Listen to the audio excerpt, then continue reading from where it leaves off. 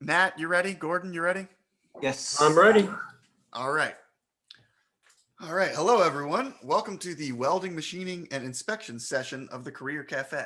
I am Josh Sloan, your host. I am also the volunteer and outreach coordinator with Sportable. We are an adaptive sports nonprofit in Richmond, and we provide sports to people with physical disabilities and visual impairments. The Career Cafe is produced by the Department of Aging and Rehabilitative Services and Virginia Ability in support of National Job Shadow Month for 2021. The goal here is to help students explore career options and opportunities in the state of Virginia. Today's segment of Career Cafe will feature two guest interviews. I'll be interviewing Gordon Sproat from the Newport News Shipbuilding, and he will talk about the various roles and opportunities there. And I'll also be interviewing Nat Marshall from the company BWXT, and he will talk about positions and opportunities there. Real quick, today's format is going to go like this. We will show a couple videos from each company, and then I will facilitate an interview with Gordon and Nat. Following that, we will have a Q&A with attendees and the audience. So when the question and answer period is open, just type your questions into the chat box and I will read them to the guests. We may not get to all questions during the interview today, but we will ask our guests to provide written answers to any pertinent unanswered questions and provide them to all of you by email a few days following the interview. We are going to go ahead and get started, but one note for our speakers, keep in mind that we do have sign language interpretation. So if you can speak, at not super fast, basically, it's very helpful for the interpreters. Nate, if you would like to get started with our videos, we can do that now, and then we'll jump into the interview.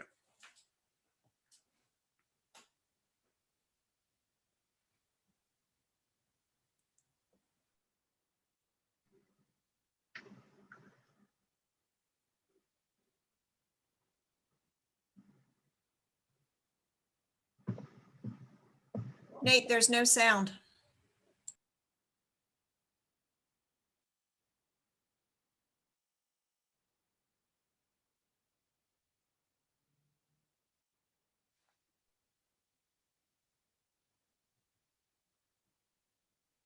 Sorry. Did y'all tell me that there was no sound? Correct.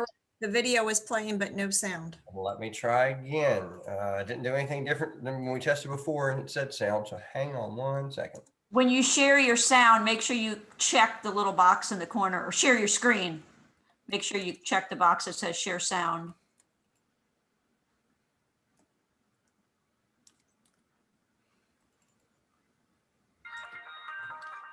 There you go. Got it. Concept to completion. New ideas and products emerge every day and are made possible through inventive people. We just don't have a picture yet. Yeah, no video. Okay, we're going to try this one more time. Innovations that protect. We'll get there. We'll get there.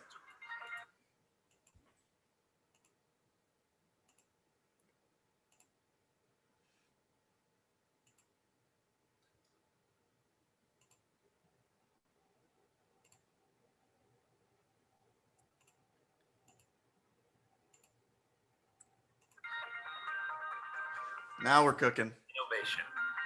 From concept to completion, new ideas and products emerge every day and are made possible through inventive people. At BWX Technologies, the energy of our people moves us forward, driving the innovations that protect and enrich the lives of those around us.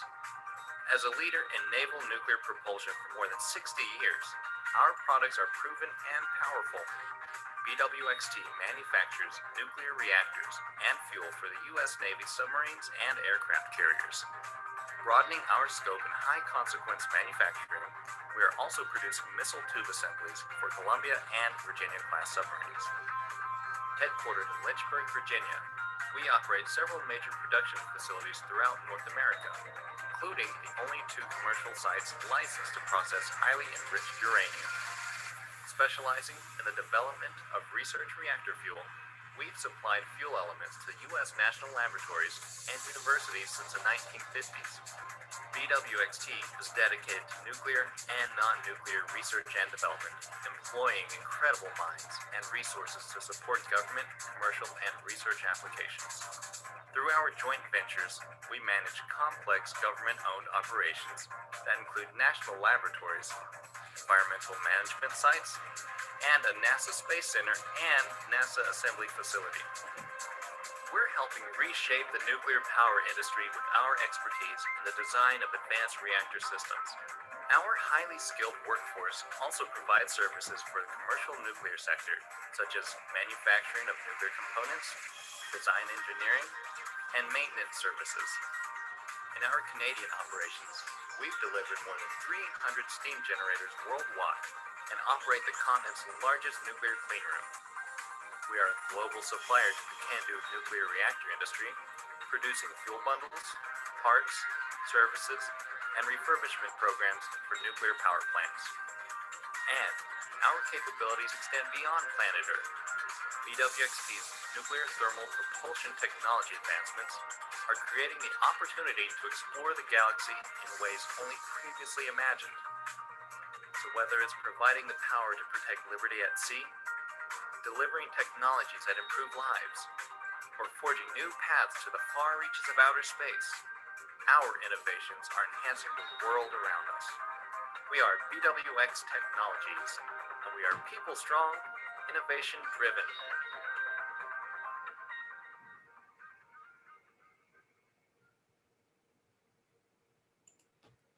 Okay. Give me 1 second to switch videos here.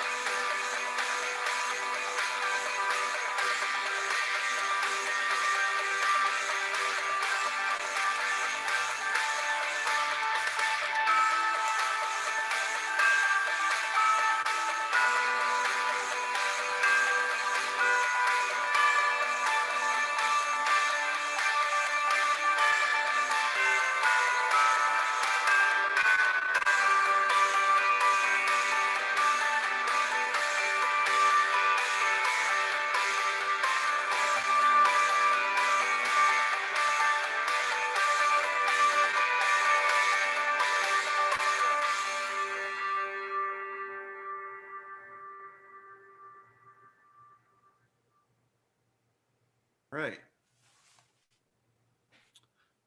Okay, those were great videos.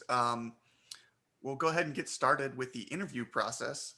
And for each of these questions, I'm going to turn it over to Gordon at the shipyard first, and then we will hear from Nat with BWXT.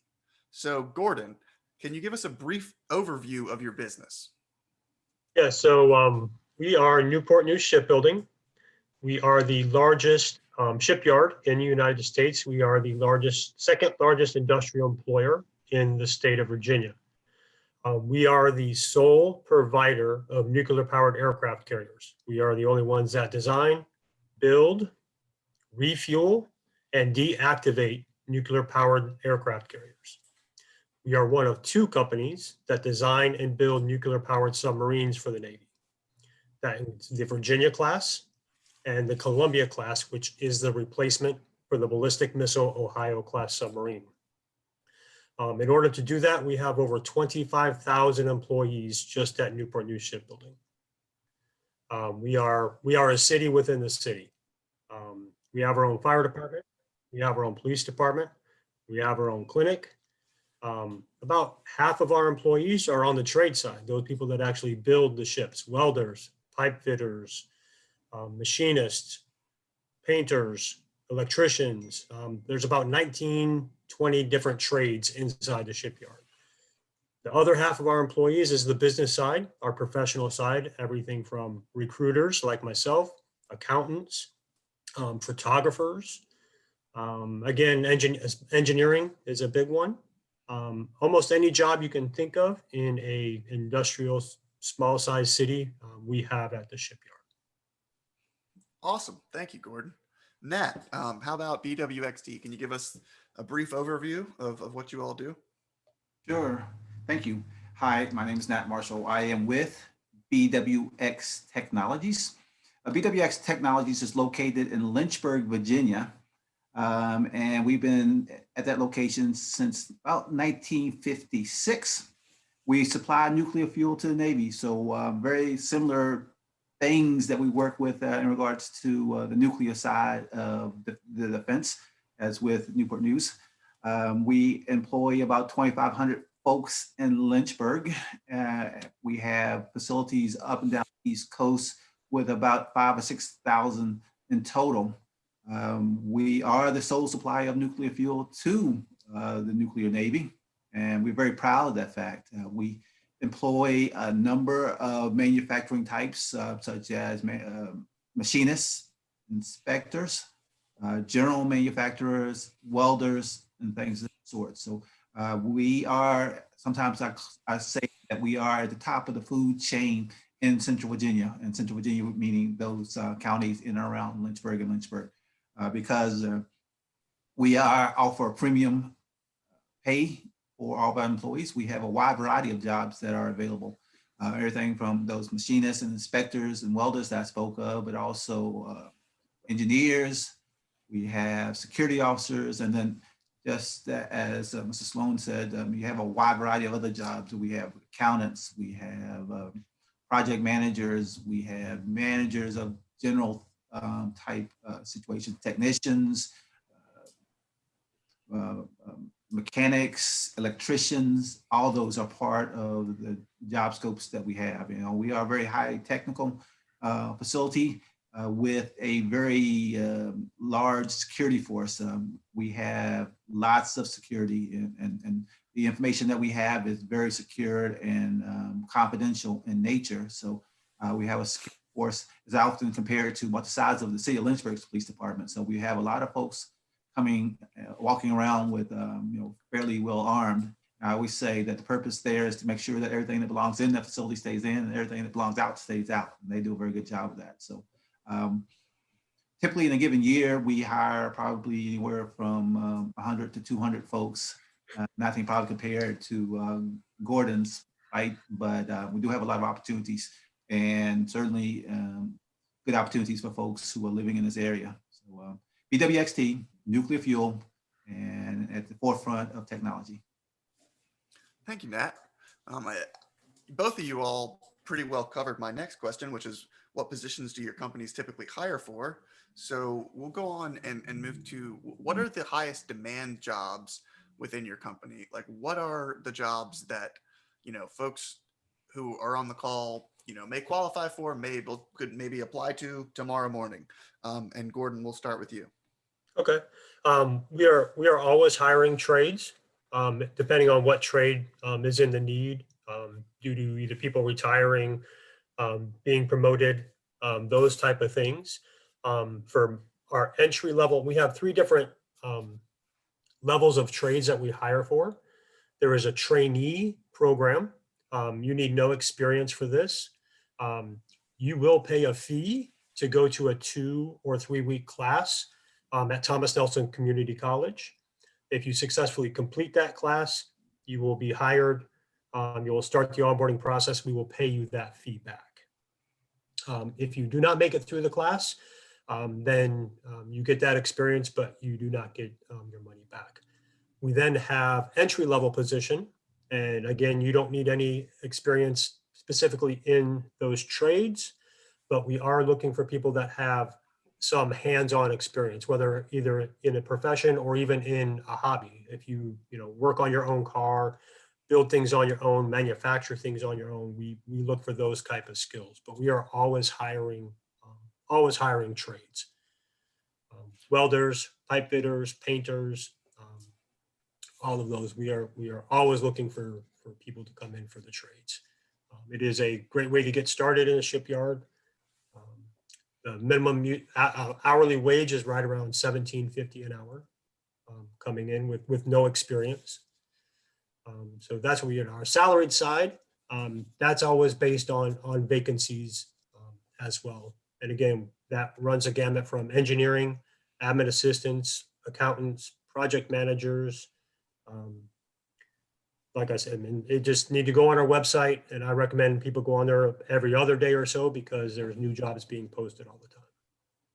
That's great. Thank you, Gordon. As you were talking, you kept answering the questions that I was going to have about what you were saying. So nice job. Nat, how about you? What are the highest demand jobs? What are the jobs that folks could go out and look for and apply for today? Okay, so again, very similar to some of the things that Gordon spoke on. Typically, the jobs we hire most for are general manufacturing, and they would minimally require 2 years of related general manufacturing experience, or some community college experience or education. As I said, those jobs are highly sought after in our community. So while I say that the minimum requirement is 2 years of general manufacturing, it may be a little tough unless you have 8, 10, 12, or 15 years, because again, that's just the art of competition. But those are the minimum qualifications for general manufacturing. And we typically hire 50 to 75 of those in a given year, basically because of retirees and occasionally terminations of different sort, people going to different places. So that's pretty consistent. The jobs that we really have to go after and find are basically two for manufacturing. There'll be machinists and inspectors. That requires a 2-year degree from a community college or accredited school.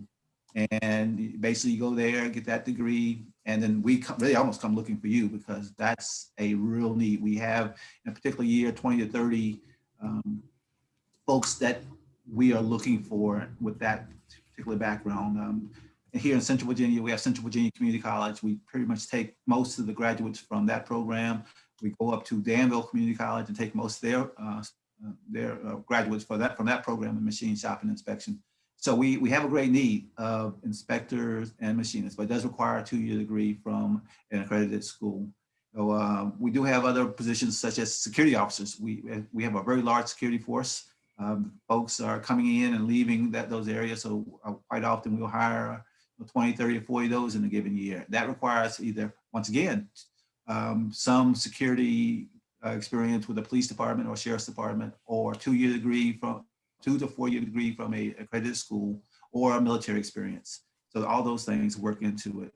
We do have a few welders that we also do hire, not as many, certainly not as many as Newport News. We do hire some, but once again, the competition is so great that typically the ones we are hiring usually have 10 or 15 or 20 years of welding experience on top of any training that they may have. On the salary side, typically we are a very technical facility, so most of our hires are engineers. So we hire a lot of engineers who have a degree in mechanical and industrials mainly, but then we have others, chemical, electrical, aerospace. So all kinds of engineers that we have, but the two basic ones are mechanical and industrial. We have folks like myself. I don't have a technical background. I have a business, so we have some business opportunities, accountants, finance, things of that sort. So wide variety of things that are available. Safety, it's really important with us, so we have a safety department. So there are opportunities that are available to most everybody. It does sometimes take a little work. We always send people to our website, www.bwxt.com. And this go through that and you'll see what opportunities are available. And just as Gordon said, that those things change pretty quickly. So I recommend folks, if they really are interested in the opportunities that we have, that they go to our website, perhaps on a weekly basis, just to check to see what's on on tap at that point in time. Because we're in a very lucky position where we are, as I use the term, top of the food chain. So we have a lot of folks who want to come work for us, and that's because we've been around for a long time with very steady work. Our minimum pay for a general manufacturer coming in as level 1, we have 1 through 12, they would make about $21 or $22 an hour. With top pay of about $35 for some of the senior machinists and inspectors, level A specialists. So in Central Virginia, that would lead to a very successful lifestyle. Absolutely. We would pay time and a half, which would equate to about, what's that, $55 an hour. And on Sundays, if you work 6 days in a row until the 7th day, it would be double time. So you multiply 36 times 2, would put it at about $72 an hour, which it's not bad. It's income. No, it's not. $17.50 is a great income, and yeah, just sounds like for both of y'all, it just goes up and up and up.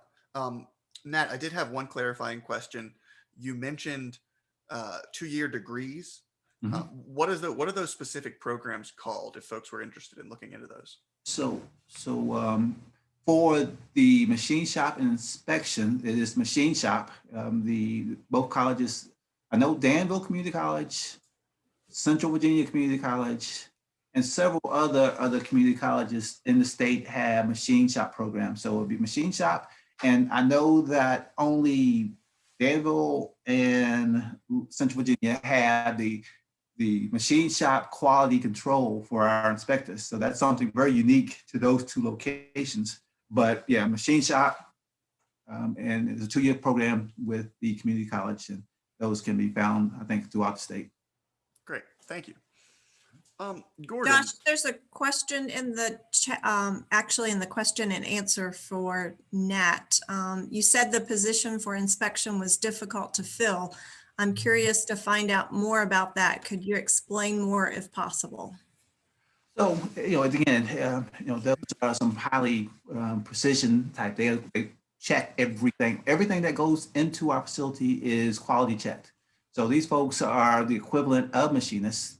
So they would have a 2-year program that in the first year, the machine shop and the inspector's degrees are the very same. But in the second year, they go off into the more of the quality control, quality assurance side of things. And so those help tremendously in those folks knowing the trade when they first come into the door. So it is difficult because we want a person who is qualified and understands that they'll be miking and measuring and making sure that our quality, sometimes kinds of parameters that are as wide as a hair on your head, or even less smaller than that. So very, very precise measurements.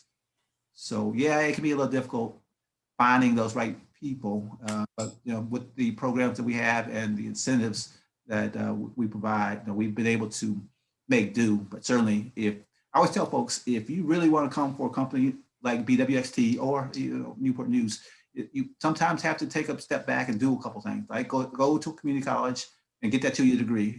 Because of our competition, sometimes folks are waiting to get the opportunity for 2 or 3 or 4 years. And certainly in that time, they could have gone off and gotten the degree at the community college. So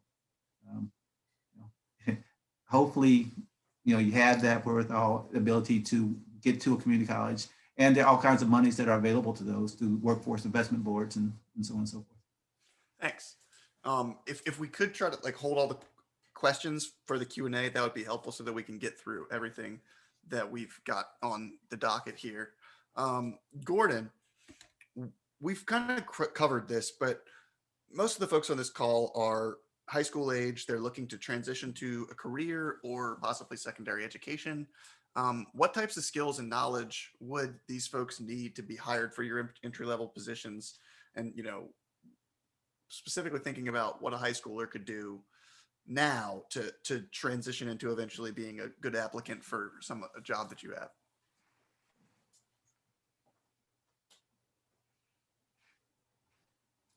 You are muted, Gordon. What I was saying is that, for those that are looking to go into the trades, and I tell everyone, the trades work is hard work. On a day like today, you're outside working.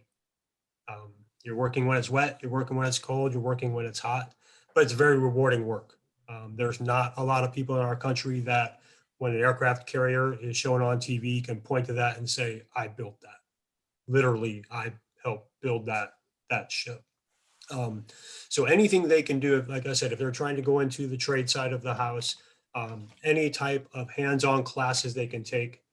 I know there's not a lot of hands-on classes left in high schools now, but any woodworking or metalworking, computer class, those hands-on where you're cutting, bending, cutting wires, working on electricity, any of those things will help you out. As far as the salaried side goes, that's a little more different because most of those require either a 2-year degree from an associate's degree or a bachelor's degree to come in and work at the shipyard on the salaried side for our professionals side. If they're looking at being a welder, I would recommend that they take a welding class at one of the numerous welding classes they offer in the Hampton Roads area, Tidewater Tech, Thomas Nelson Community College. And a lot of the welders that are at these schools are former shipyard welders. So they know what to look for. And the biggest recommendation we can get is one of those welding instructors sending us a name saying, hey, John Smith is what you guys are looking for a shipyard welder. And again, you have to go ahead. I was going to say, would you say that even you mentioned folks can get in and not have any experience? Would you recommend that it would be better to go through one of these programs first and then go into that, that entry level position, or, one or the other? I would say if they really haven't had any hands-on experience working mechanically, even like I said, even as a hobby, because that's one of the things we ask in the interview is like, hey, did you work on your car? Did you, rewire somebody's house? Did you do those type of things? We count that experience towards that. But if they haven't done anything like that, then I would recommend them going to the course where they can get that hands-on knowledge and experience before coming to the shipyard. Because and I'm kind of focusing on welders, but every welder, whether we hire them, whether they have no years of experience or if they have 15 years of experience, they have to go through our welding school. Welding combatant ships that are going to go fight wars and have to survive missiles attacking them, that welding is different than any other type of welding in the world. Sure. So everyone has to go through our welding school and be qualified before they start welding on our ships. Great. Nat, do you have anything to add to that? I know that, as you said, a lot of your folks that you're hiring have years and years and years of experience, but let's say somebody wants to get into this field and, maybe they wouldn't be a good applicant for BWXT until 10 years from now, but, where do you start? Yeah. So, we have a good relationship with a lot of different companies in the area. So, and the school systems, quite often I find myself in the school systems and talking to young students about opportunities. So, it's never too young to start thinking about it. We have a couple of programs that we work with those who have a potential interest in the technical side. It was called our engineering mentoring program, where my engineers would go in and actually work on projects with students for about 4 times in a semester. And this showing interest in what you might like to do, on the engineering or technical side of things, it's STEM related type jobs and experiences. So anything that you can get as Gordon said, will be helpful. We're looking at, what in an interview might tell us that you would be a good candidate. Here in Central Virginia, there is the opportunity for students to take classes at the community college, and certainly machine shop is one of those. So, there are a lot of things that you can do while in high school. We've had some folks who've actually gotten their 2-year degree from the community college as they graduate from high school. So all those things will be important in regards to opportunities with us. We want to make sure that we provide the incentive. That's why we do things like this, the incentive, making people aware. Certainly we have, the lifestyles from the monies that we pay that can be incentivizing. And if you see that, okay, this is what I can do, this is what I can be in 3 or 5 or 10 years. And certainly we want to make sure that you know about it. We have a good relationship with a lot of contractors and folks in the area. And, we always joke, I always joke, they kind of joke about it. And the fact that I'm stealing from the Southern Airs and the construction companies and the HVAC groups that are out there, and they provide great opportunities. So what I tell folks is, if you go and get, some training, some education from the community college in welding or machine shop or quality control or things of that sort, and go off and work for a company for a few years, then, eventually, when you get the experience, then certainly we can really be able to look at you, because you now have that experience that may beat out others who have lesser experience. When I talk to folks about, say, machine shop, if I say, hey, even if you don't come work for BWXT making $30 an hour, the folks right down the street will pay you $25. So it's a win-win, and certainly I'm helping those folks by incentivizing that person to go into the machine shop program, knowing full well in 5 years or 10 years, I may steal them from them, but it is helpful in the process. Yeah, absolutely. So Gordon, jumping back to you, we've pretty well covered, I think, the types of education that is required for these positions. But something that I don't think we've hit on as much is what are you looking for in an employee, like outside of specific skills such as, knowing how to weld or knowing how to work on like things things you would see in an interview, or look for somebody to have that would, put them to the top of the pile, so to speak. So one of the things that we look for are people that are going to come to work every day, and people that are going to come to work on time every day. That may not seem like a big deal, but as I tell everyone, the number one reason people get let go from the shipyard is attendance. That's just it. They don't come to work, or they don't come to work on time. So if you have perfect attendance from high school, I would recommend putting that on your resume, because that is something that will stick out to us. For people that have experience, we're looking for, if we see 5 jobs and you're in each job for 3 to 4 months, that's, that can be for a lot of different reasons. But that's something that may make us pause while looking at that. We're looking for people that, a year or two here, a year or two there, kind of normal progression into other jobs going forward. We do ask during the interview, we ask about if you have traffic citations. If you have 1 or 2 in the past 3 years, that's fine. If you have 5 or 6, then doesn't look like you can follow directions very well. And again, it may make us pause before moving you forward in the hiring status.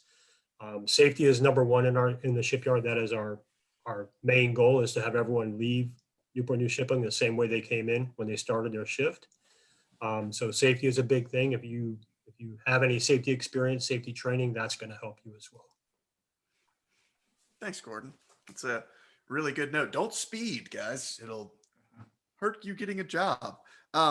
Nat, do you have anything to add to that? What are some, sort of high level skills, more general things that folks could benefit in getting into one of these fields? Yeah, well, first thing I would say, ditto to what Gordon said. I don't know if you can see me just shaking my head. Absolutely, everything he said. I always tell folks, and certainly I've talked to a lot of folks who say the same thing. Basically, there's an expectation that you meet this level. If I'm going to hire you for machinist, I expect you to know the basic machining rules and so on and so forth. But beyond that, so we often call them the soft skills. Want to make sure that you show up for work on time, as Gordon said, on a regular basis, not under the influence of chemical substances. Those are the three things that I always tell folks. I mean, those are three things that are really, really ultimately important. Because we are very, very, as I said, technical and very much of a security environment. So we do security clearances. So on top of the driving motor vehicle checks, we do credit checks, we do full background checks. We go to, like as Gordon said, we go to the schools and said, okay, how was that person's attendance? So I tell middle school students, start thinking about it now. If you aren't coming to school on a regular basis, I'm going to be checking on it. I may well, not me, but somebody, one of our agents may well be coming to talk to your high school phys ed teacher. And so you have to be aware of that. Sometimes the opportunities that you have start pretty early. So, if you've gotten into a little trouble now, doesn't mean that's the end of the world, but it certainly could make it a little more difficult for you. So, we have a full expectation that you have met a certain level, and now the things over and above that. And in the interview, we're trying to figure out, in a 15 or 20 or 30 or 45-minute period, is this somebody who's going to stick around for 5 or 10 or 15 years? I'm sure Gordon would say that, really, truly, if you haven't been with the company for at least 2, 3, 4 years, maybe even 5 years, we haven't got our return on investment. We put a lot of money up front on you. And if I can't keep you around for those 4 or 5 years, then I've just thrown away a bunch of money. I won't say wasted, but that's certainly, we didn't get our return on investment. So we want you to stick around. And so we're trying to figure out, okay, does this person have the oomph to be able to provide that for us?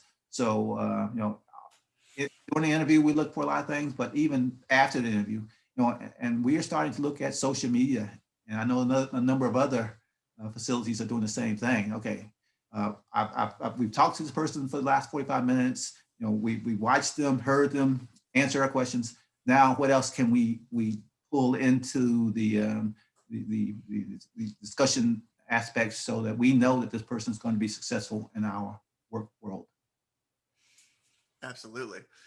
Really good final thing you mentioned there. Y'all need to remember that anything you post on social media, even if it's a private account, people can find it. So yeah, something to keep in mind. Gordon, do you all hire internships or apprenticeships? Yeah, so we have both. I'll start with our apprentice. We have what's called the apprentice school. I know it's a little presumptuous, but our apprentice school, it is a leadership school. So it is a trade school as well. So you're going to school to learn one of our 19 different trades that we have, but at the same time, you're learning about leadership in our company. So it's a 4-year program. You're paid from the start, and you get a pay raise for every 1,000 hours that you're in class. So you are in class 2 days a week. You're on the waterfront 3 days a week working with a master craftsman learning your trade. When they graduate from the apprentice school, they are immediately available to apply and become a foreman, a level 1 manager.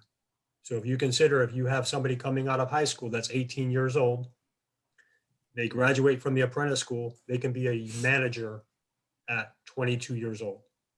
That's incredible, which is honestly. pretty incredible.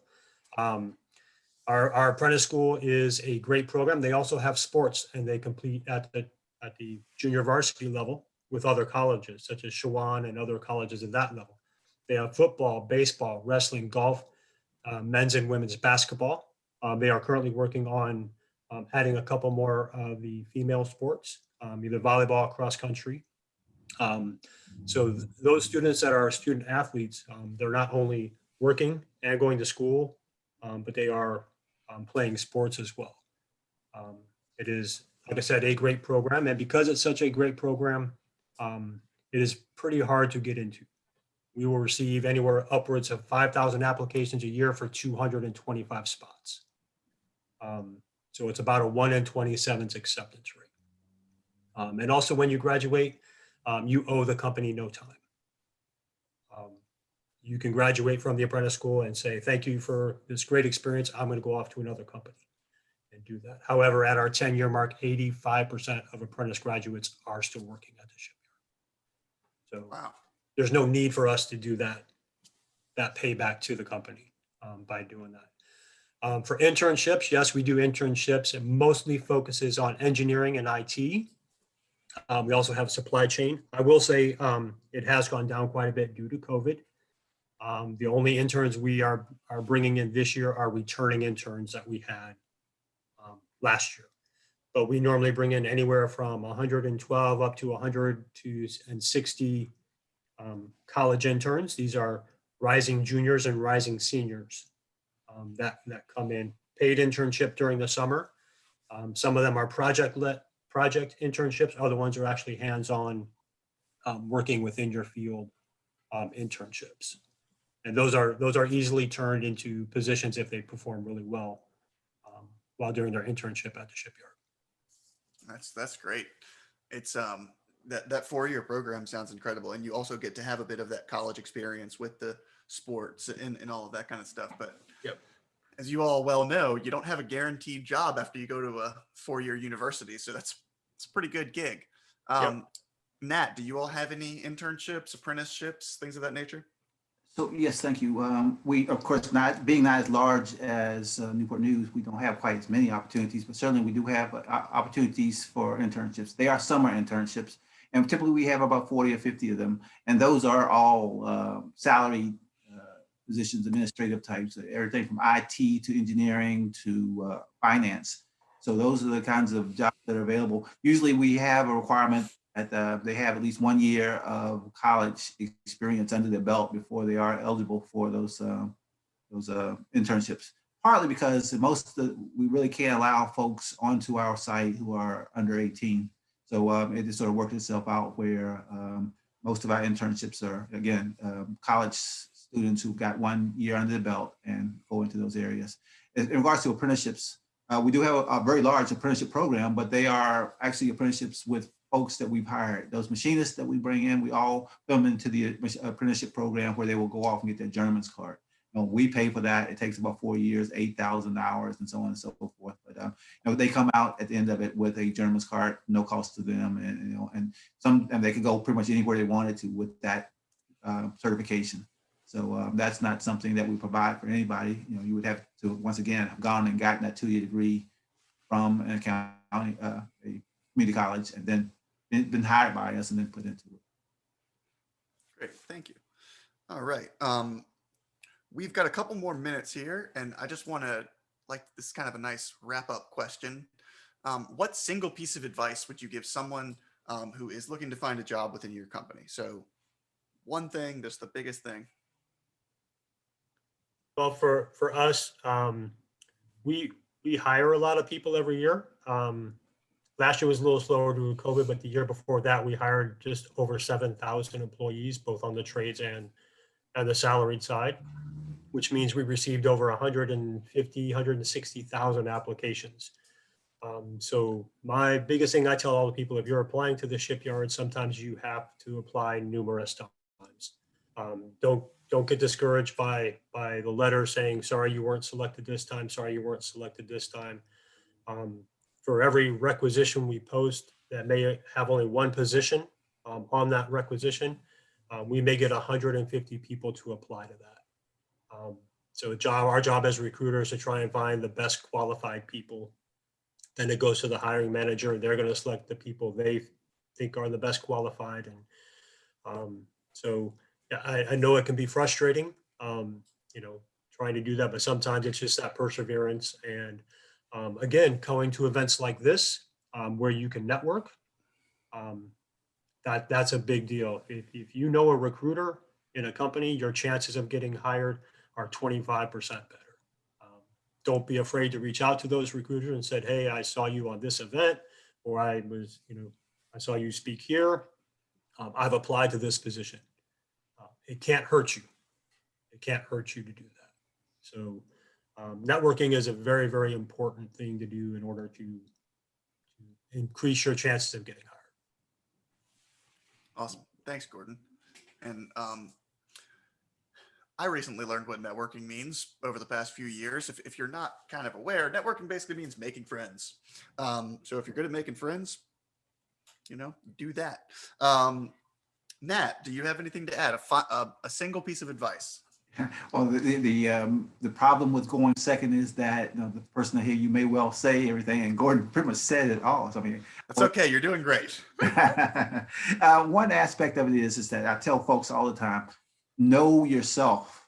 Yeah, I may pay you $100,000 to be a machinist, but if you hate every day you walk into the facility as a machinist, then that's a problem. So understand what your interests are, what you like to do. You know, any of the technical fields, you're gonna have to like math, you have to like science. Those things are just a part of becoming a machinist, or especially an engineer. So know what you enjoy doing, and walk down that path. You know, and sometimes you have to push yourself a little bit. So if you like being in an environment where you're working with your hands, then yeah, certainly machinist is a great opportunity. If you are a person, I tell little kids, I said, do you like checking your homework, or do you like making sure that your room stays clean? Okay, that's a great trait for an inspector. You know, they have to check on folks. So again, just having an understanding of who you are. I mean, I think I would make a terrible inspector, because I just don't like going to that nth degree and doing something. I realized that I wasn't an IT person, because I just didn't like coding and things of that sort. So know what you enjoy doing, and then go down that path. Someone said that, you know, if you love the work you do, you'll never work a day in your life, kind of thing. So in the same sense, enjoy what you do and know what you enjoy. Absolutely. Thank you, Nat. Okay, it is now time for the Q&A. We have got plenty of time. I am going to start with a question I see in the chat, but go ahead and drop more in if you have them, and we should be able to get to plenty of them. This is for both of you. Do your companies provide assistance and resources for people who don't live in your area? And as always, we'll start with you, Gordon. Yes, some of our positions do provide relocation assistance. If they do, that it would be stated in the rec. One of the things will say relocation available, will say yes or no. That does come from each department's overhead. So usually it's for our higher level positions that we'll provide some extra money to, but not all of them. For our entry level engineers, those that are just graduating from college with an engineering degree, we do offer a lump sum relocation assistance of $5,000. Just that, help defer the cost of moving from wherever they're coming from. If they're outside of the 75-mile radius of Newport News, we do offer that. But otherwise, it's all based on the requisition. Thanks. All right, Nat, how about you? Yeah, we do provide relocation expenses to be covered by our salary positions, engineers, management, things of that sort.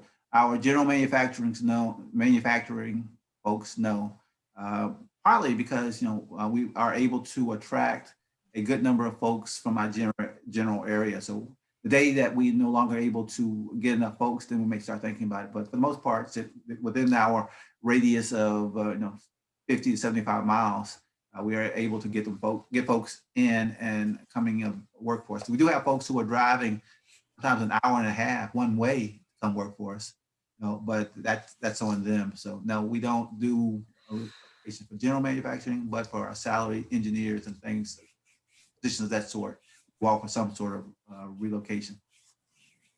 Thanks.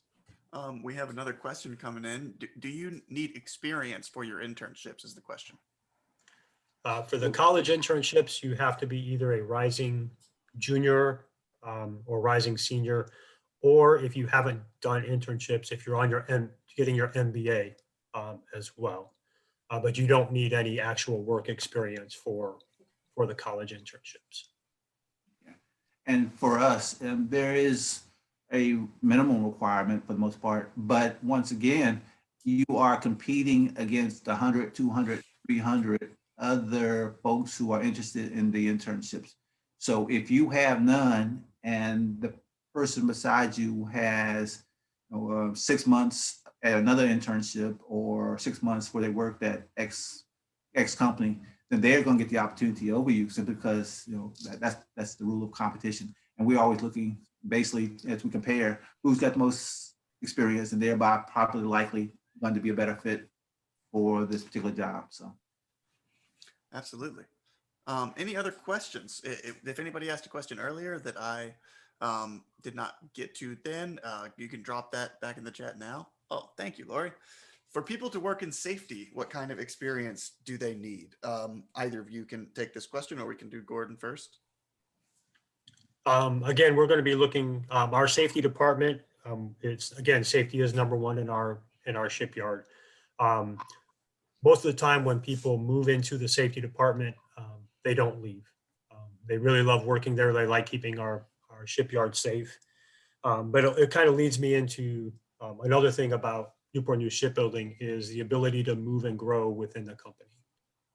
We are such a large company that you can come into the trades and you can end up being an engineer. We offer tuition reimbursement for all of our employees, up to $5,250 a year in tuition reimbursement, which is all tax-free money for you to continue your education. Me, for example, I'm retired Navy. I started working at the shipyard almost 10 years ago. And in my 10 years, I've been in 5 very different jobs, all by choice. Just the ability to move and grow in our company because it's so large and so many different avenues you can take. It's a great way. You don't have to come in and be a welder for 30, 40 years. The opportunities are there. Thanks, Gordon, and thank you for your service, by the way. Nat, for people to work in safety? Mhm. And So I feel like we should let Nat go first on a question. I'm sorry, Nat. Yeah. I was glad you repeated the question because I was so caught up in listening to Gordon that I actually forgot the question. So thank you for repeating it. So for us, there are 2 aspects of safety. One is the nuclear side, because we are a nuclear facility and work with nuclear fuel. So safety in the nuclear side is very important, but then there's general safety, ocean, and so on and so forth that we have to abide by. For nuclear safety, there's extensive training. We typically have to go do a national search for the folks working in our nuclear safety programs because they have nuclear engineering backgrounds. They are working in nuclear facilities across the state, nation. So those are very particular, and we have to really go out and look for them. On the safety side, there is some experience that's necessary, but not to the extent of that. We have folks who work their way up through our program. We try to, whenever we can, to promote from within. So a lot of folks in our safety department have been promoted from within, who've gone through and worked with our safety programs and had opportunities that come about, and just as Gordon said, sometimes when those folks get in there, they never leave. So we don't fill many of those positions from the outside, but safety is of utmost importance. And we every aspect, we have signs coming in and say, hey, make sure that you act safely today so you can go home tonight to your family. So all those things are important to us. Absolutely. We had another question come in, and that was, it's gone out of view of my eyes. Hold on.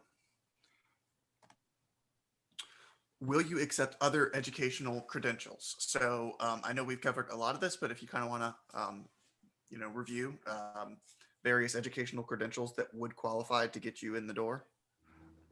Well, Nat, you go ahead, take that one first. So thank you.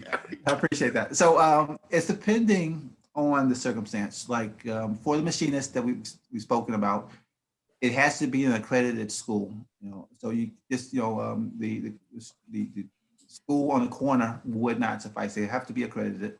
As far as experiences, then that we're always looking to say, okay, we understand what they do there, what they taught you, and it is something that can be attributed to the work scope. So we try to do as much as we can. Some of them we are pretty much called, basically a machinist is straightforward. Inspectors is straightforward. Some of the other jobs may be a little bit. Engineering, you have to have a 4-year degree from an accredited school. So by requirement in our world, we have to be pretty tough on those requirements there. Thanks, Nat. Gordon, anything to add? Yep. So what I would recommend is on any of the positions you're looking at is look at the basic qualifications. Recently, we have started adding a lot of equivalencies. So instead of having a bachelor's degree, we'll say, okay, if you don't have your bachelor's degree, if you have 8 years of exempt level experience, professional experience, we can use that in lieu of your bachelor's. Or if it's a project management position, if you have a PMP certificate or other project management certificates, we may be able to use those vice education. Some of our positions do only require a 2-year technical degree. And as Nat said, our all of our engineering positions have to be ABET accredited engineering schools. Some of those we just can't waiver on, but it'll be in the basic qualifications of the position what the education or equivalencies are for those positions. Great. I think we've got, it's 5:26, so I'm going to wrap up with this one last question that I saw. And if you have other questions, again, feel free we'll let us know and we'll try to get those answered at a later date. If someone needed accommodations to do their job, how would they go about requesting those? And, what is that whole process? So just to clarify, we're talking about accommodations for a disability. Yeah. So for us, and I know that Newport News falls in the same category, we are government contractors, and government contractors I'll get into the weeds for a little bit, under Executive Order 246, we have affirmative actions and plans that require us to make sure that we are always aware of those with disabilities. So we always have to be very conscious of that. So if someone has or needs an accommodation to do their job, they would simply make their management aware. They would go to the HR department, or whomever that they felt most comfortable with. We try to have a number of different vehicles by which they can report the need for an accommodation. And ultimately, we're going to try to make it, as long as it can be done. There are some circumstances where, because we're working in a facility that is 50 or 60 years old, we may not be able to, provide a lifting device that may help, lift that unit that may be 75 pounds or something. So there's some things that we sometimes can't do, but we always try to, in our safety department, go and do a review, make a concession or a evaluation of the circumstance, and hopefully be able to accommodate. It may be simply that, in a circumstance where, a piece weighs 50 pounds, and we can't get a device in. It may be the accommodation may be as simple as saying, okay, for this circumstance, we will provide a second person to help you in that accommodation. We spent a lot of money years ago, because we used to, again, an old facility with turnstiles and everything else. And how does someone with a certain disability get through a turnstile? So we work with our security folks and actually established a turnaround that actually can accommodate a wheelchair.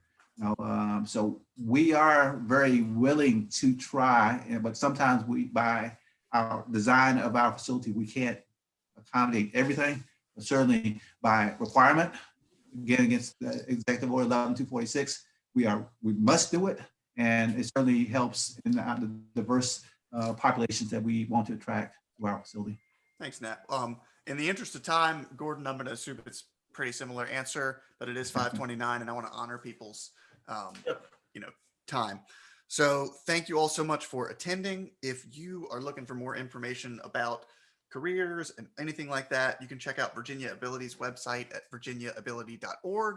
You'll also find our Jobs Ability portal there, which is a great place to see open jobs for folks that are specifically looking to hire people with disabilities.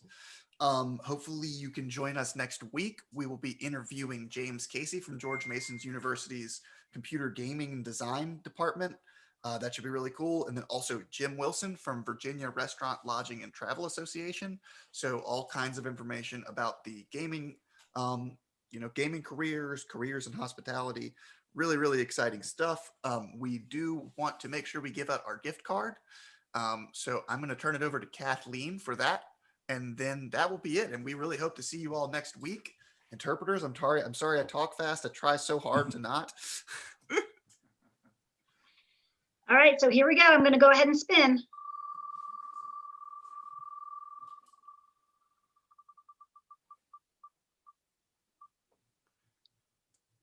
Josh, I don't know how to say that last name, but Oscar Meyer is the winner. So we will get that gift card out to that individual right now. Awesome. All right. Well, thanks everybody. We hope to see you next week. Thank you. Thank you. Thank you. This was Thank you great. again, panelists. Great job. Yes. Thank you, Nate. Thank Thank you. you. Awesome, thanks. Yeah. Yeah, I was really glad that you guys brought up like stuff like showing up as in like you know, Yeah, being, yeah, I was yeah. like, Yeah. that's really Yeah, really that great is- information. Yeah. That's My first job at the shipyard was our STEM outreach program for public schools, and that was soft skills was one of our biggest things